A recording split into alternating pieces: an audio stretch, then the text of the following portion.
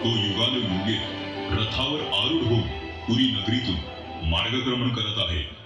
पण आज मी तुम्हाला एक गूढ सत्य सांगायला आलो आहे. असं सत्य जे फक्त भाग्यवान भक्तच जाणतात. लोक मला जगन्नाथ म्हणतात. पण तुम्हाला माहिती आहे का मी कोण आहे?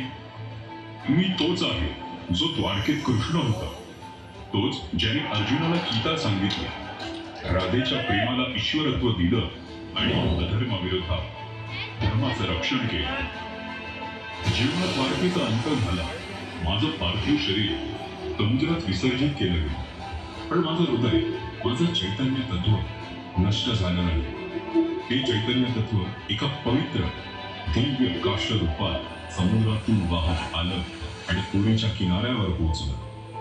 राजा इंद्रद्युम्नाने मला स्वप्नात पाहिलं आणि त्याला मी आदेश दिला, हे राजन, हे काही सामान्य लाकूड नाही, हे माझं शरीर आहे. याच्यापासून माझा विग्रह तयार कर.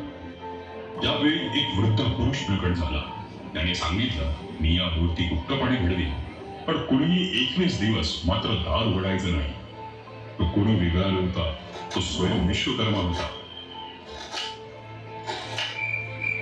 15व्या दिवशी मूर्ती बनण्याचा आवाज न आल्याने गुड्डीच्या राणी अस्वस्थ झाली.